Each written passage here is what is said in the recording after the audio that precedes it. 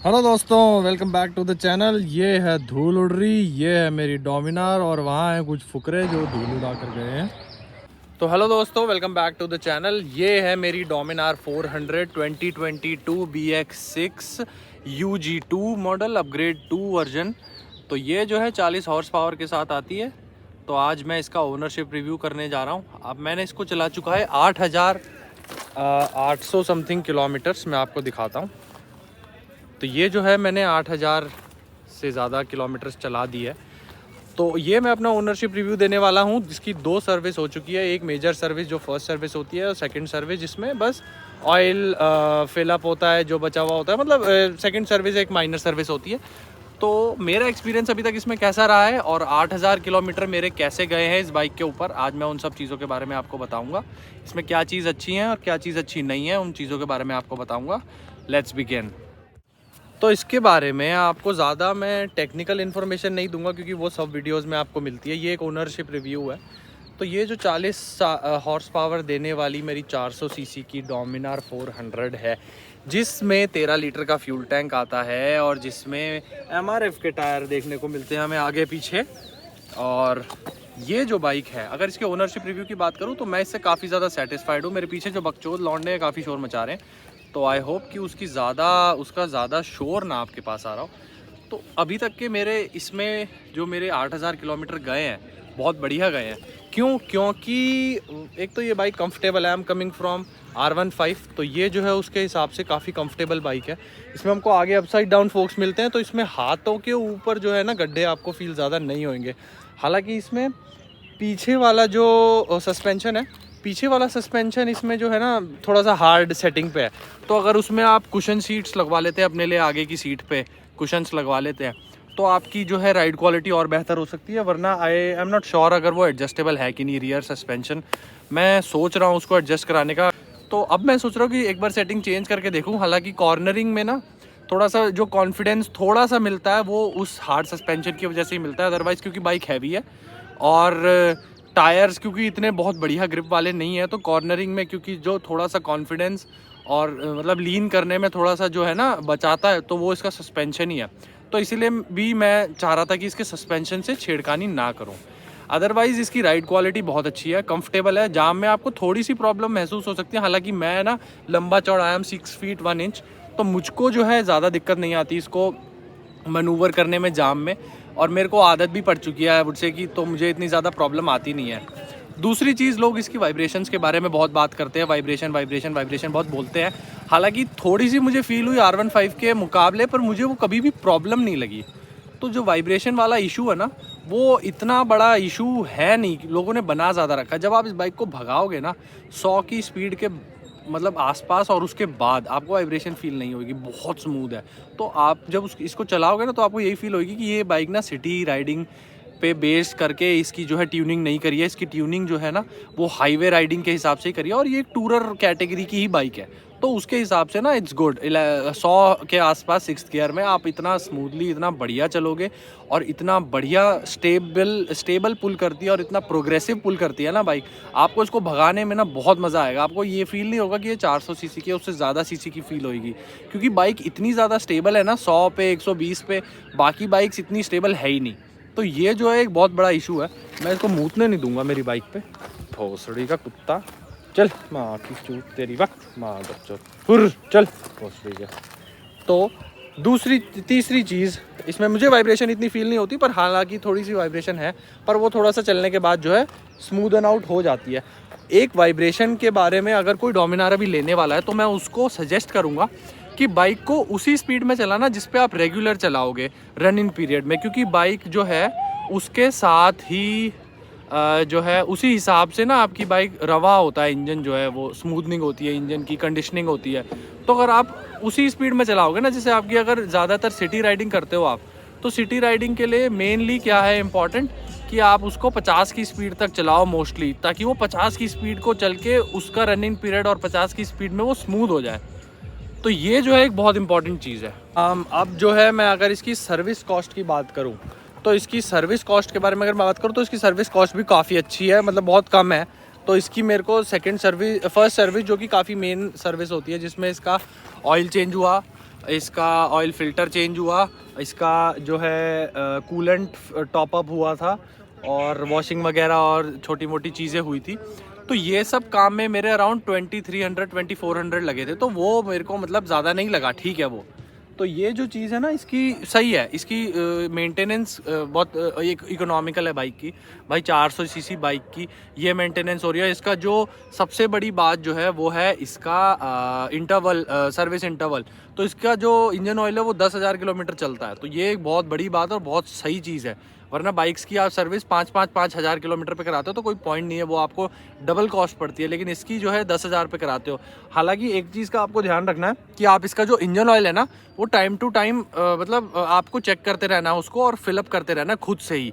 क्योंकि कंपनी के पास तो आप 10,000 के बाद जाओगे या 5-7 हज़ार पे जाओगे, जैसे भी जाओगे, तो बीच में आपको ना मतलब हर 1-2 हज़ार किलोमीटर के बाद उसको या तो आप फिलअप कर दो अगर आपको लग रहा है कि कम हो गया, या फिर आप उसको खोल के चेक करते रहो कि उसका मतलब है कितना, कम नहीं होना चाहिए। वरना फिर वही है, गरारियाँ घिसेंगी और मतलब आपकी इंजन स्मूथनिंग चली जाएगी। तो वो जो है आपको खुद ध्यान रखना है। जब भी कोई भी बाइक होती है जिसकी सर्विस इंटरवल लंबी होती है ना, उसमें ऐसी प्रॉब्लम्स आ जाती हैं। तो उसमें आपका ध्यान रखना बाइक की मेंटेनेंस में बहुत ज़रूरी है।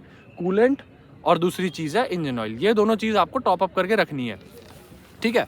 तो उसमें आपके ज़्यादा पैसे नहीं लगेंगे। आप एक आधा लीटर का 1 लीटर का एक इंजन ऑयल का डब्बा लेके रख लो और उससे फिलअप करते रहो। वो डब्बा आपका 2 साल तक चलेगा, क्योंकि आप थोड़ा ही फिलअप करो। 1 लीटर का भी ले लिया तो आपका कितना कम होएगा, 50 ml, 70 ml, 100 ml, ज़्यादा से ज़्यादा 100 ml कम होएगा।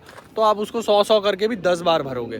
तो ये जो है बहुत सही है, आपका काफ़ी लंबा चलेगा और इससे आपकी बाइक भी लंबी चलेगी, क्योंकि आप उसको टॉपअप करते रहोगे टाइम टू टाइम। अब मैं बात करता हूँ इसकी माइलेज की। तो डोमिनार 400 मेरे को दे रही है अराउंड 28-29 का माइलेज, जिसमें मेरी 60 किलोमीटर्स की डेली रनिंग है। जिसमें आप मान के चलो कि 30 किलोमीटर्स में अराउंड जाम में रहता हूँ। मतलब पहला आधा घंटा ना रोज़, मतलब मेरा 1 घंटे का रास्ता है जाने का, तो उसमें आधा घंटा मेरा जाम में जाता है जाने का, और आते समय आधा घंटा आराम, आधा घंटे से ज़्यादा ही 40-50 मिनट मेरे जाम में जाते हैं।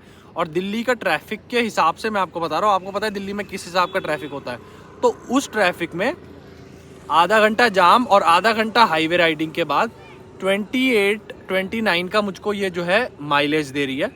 तो बहुत अच्छा माइलेज दे रही है। एक तो जाम के हिसाब से, ऊपर से एक 400 सीसी बाइक होने के हिसाब से भी ये माइलेज बहुत अच्छा है। क्योंकि और इस कैटेगरी में 400 सीसी कैटेगरी में कोई भी बाइक नहीं है जो आपको डेली राइडिंग में और city commute plus highway commute दोनों मिला के, या mix of city and highway, उसमें आपको जो है 28-29 का माइलेज दे दे। जबकि मैं इसको इकोनॉमिकली राइड भी नहीं कर रहा हूँ, मैं इसको जाम में नॉर्मली, मैं हालांकि ज़्यादा रेव नहीं करता हूँ या हार्श तरीके से नहीं चलाता हूँ, मैं एक नॉर्मल तरीके से चलाता हूँ। लेकिन जब मुझे खाली हाईवे मिलता है तो मैं इसको 120 पे भी चलाता हूँ, 125 पे भी चलाता हूँ, तो 130 पे भी चला लेता हूँ कभी कभी। वो बहुत कम होता है, पर 110-120 ये रोज़ चलती है।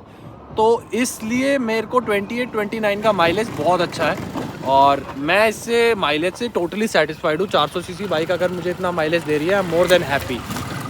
अब बात करते हैं इसके पिलियन कंफर्ट के बारे में। तो seating, pillion comfort is good, pillion इसमें अच्छे से बैठता है। पिलियन के लिए बैक सपोर्ट भी है छोटा सा, तो वो जो है एक बहुत अच्छी चीज़ है इसमें। लेकिन पिलियन और मेन राइड मतलब दोनों सीट्स ही हार्ड है, तो सीट्स थोड़ी हार्ड साइड पे है। तो ये जो है आपके पिछवाड़े थोड़े सुन्न कर देंगे, तो आप बीच बीच में खड़े होकर हवा लगाते रहो, जैसे मैं लगाता हूँ। अभी मैं इसकी सीट कवर लगवाने वाला हूँ और मैं कंफ्यूज हूँ कि मैं आगे सीट कवर लगाऊँ या मैं आगे सीट कुशन ही लगवा लूँ, क्योंकि सीट मुझे थोड़ी हार्ड लगती है। और रोज़ मुझे जब अपने दिन के 2.5 घंटे बाइक के ऊपर गुजारने हैं ना, तो मैं अपनी गांड पत्थर नहीं कर सकता, समझ रहे हो। तो इसीलिए इसकी सीट थोड़ी हार्ड है। ऊपर से पीछे का सस्पेंशन टाइट सेटिंग पे रहता है और सीट ऊपर से हार्ड है, तो फिर इसीलिए मतलब राइडिंग पोजीशन बहुत अच्छी है, आगे के सस्पेंशन अच्छे हैं, पर पीछे वाले फिर थोड़ा थोड़ा बीच बीच में ना लेते रहते हैं तुम्हारी।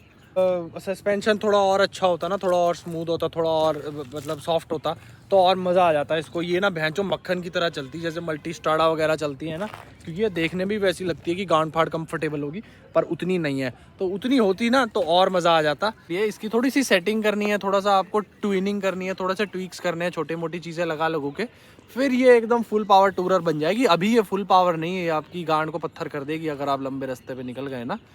तो इसीलिए हार्ड सीट, हालांकि बोलते हैं अच्छी बात है, लॉन्ग राइड में हार्ड सीट ही होनी चाहिए, पर इतनी भी नहीं होनी चाहिए, ये थोड़ी ज़्यादा हार्ड है। हालांकि ये सिंथेटिक टाइप की सीट है, ये ना थोड़ी थोड़ी उस तरह की है जिससे आपकी KTM वाले देते हैं ना सीट, थोड़ी प्लास्टिक लगती है देखने में, प्लास्टिक की सीट है तो उसलिए थोड़ी सी हार्ड सीट है। ओवरऑल सही है, ऐसा भी नहीं है कि बिल्कुल बैठते ही तुम्हारी पत्थर कर देगी ये, लेकिन कर देगी। अब मैं आपको बताता हूँ मुझे इसकी क्या क्या चीज़ें जो है अच्छी लगी हैं। तो इसकी पहली चीज़ जो मुझे अच्छी लगी, इसकी राइडिंग पोजीशन। सिटिंग कंफर्ट नहीं अच्छा लगा, राइडिंग पोजीशन अच्छी लगी। ठीक है, राइडिंग पोजीशन अच्छी है, इकोनॉमी अच्छी है, टैंक कैपेसिटी और अच्छी हो सकती थी, 13 लीटर कम है पर वो मतलब अच्छी हो सकती थी। तीसरी चीज़, इसकी लाइटिंग बहुत अच्छी है, इसकी हेडलाइट बहुत पावरफुल है, बहुत अच्छी है। गाड़ी वालों की भी मैं गांड फाड़ देता हूँ जब डिपर मारता हूँ, और कभी कभी मेरा इस चक्कर में पंगा भी हो जाता है। जब मैं डिपर मारता हूँ ना तो सीधा शीशे पे लग के उनकी फटते से वो हमारी गांड फाड़ते हैं, मैं इससे गाड़ी वालों की पीछे से उनके साइड व्यू मिरर में डिपर मार मार के गांड फाड़ देता हूँ। 1-2 बार उन्होंने लहराने की, मेरे पास लाने की कोशिश करी, मेरी गाली गलौच होगी, तो ये ऐसे मेरा पंगा भी हुआ है। पर ठीक है, ये जवाब देने में ना, भोसड़े खोलने में ये ठीक है उनका, क्योंकि वो भी पीछे से डिपर मारते रहते हैं पीछे बाइक के लगा के, तो मैं भी फिर बाइक पीछे लगा के उनकी बीच बीच में करता रहता हूँ। ज़्यादा पंगा नहीं करता क्योंकि मैं बाइक वाला ही हूँ, वो जिस दिन साइड मारेगा मैं उड़ जाऊँगा, तो इसीलिए पंगा करो लेकिन दिमाग से करो।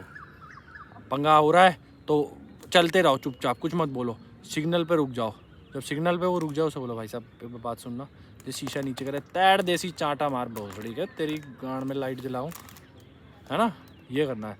ठीक है, और इसकी जो है हीटिंग की प्रॉब्लम नहीं है, हीटिंग की मुझको इशू इतना नहीं आ रहा। जब नई थी तब थोड़ा सा हीटिंग का मुझे इशू लग रहा था, हालांकि तब सर्दियाँ थी लेकिन तब भी हीटिंग का इशू लग रहा था, पर अभी इतना नहीं है।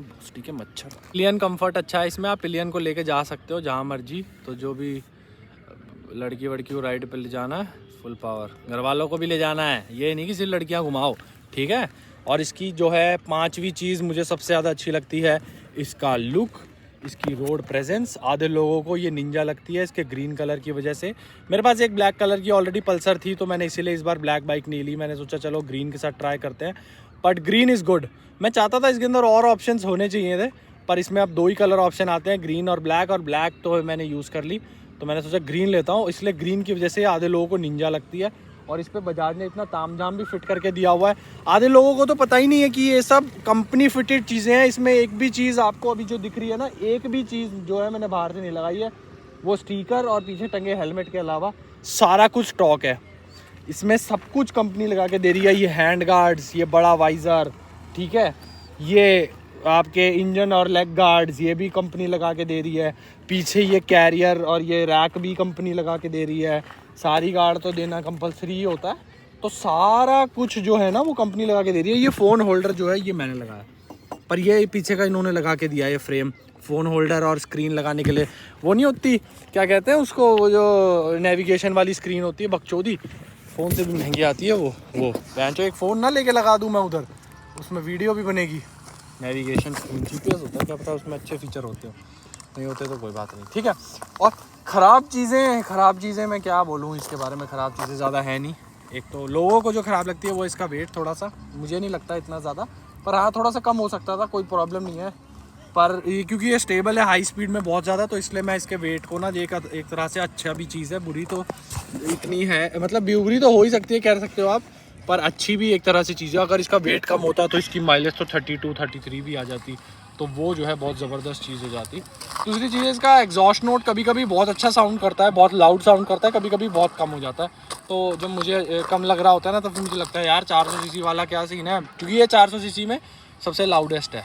तो ये मतलब इसके प्राइस सेगमेंट के हिसाब से कह रहा हूँ। अब तुम अगर 400 सीसी में निंजा 4X ले आओगे तो भाई वो बात अलग है, ठीक है। बाकी ओवरऑल भाई मैं सेटिस्फाइड हूँ एकदम। 6 गियर है, बढ़िया चलती है, भागती है, जब गांड फाड़नी होती है तो फुल आवाज़ भी निकाल देती है ये, ठीक है। लाइटिंग इसकी अच्छी है, माइलेज ये बढ़िया दे रही है। इसके प्राइस सेगमेंट में ये best value for money bike है, तो जिसको लेना है ना वो ले सकता है। देखो छोटे मोटे कॉम्प्रोमाइज़ आपको हर बाइक में करने होंगे। R15 थी, उसमें भी मेरे को सीटिंग पोजीशन में कॉम्प्रोमाइज़ करना पड़ता था, तो ठीक है ना, ये सब जगह होता ही है। तो इसीलिए और कुछ क्वेश्चन है तो मुझे कमेंट में बताओ, मैं आपको जवाब देता हूँ। जल्दी वीडियो आ रही है अगली अपडेट वीडियो, क्योंकि मैंने इसका जो है ECU भी 2 बार अपडेट करा चुका है, तो वो जो है उसके बारे में भी अपडेट वीडियो आ रही है। और इस तरह का स्टफ ज़्यादातर रहेगा। अभी मैं इस पर मोटो व्लॉगिंग स्टार्ट कर रहा हूँ, तो उसके लिए stay subscribe to my channel. अंधेरा हो गया है। I will see you guys in next video. Thank you and Jai Hind दोस्तों।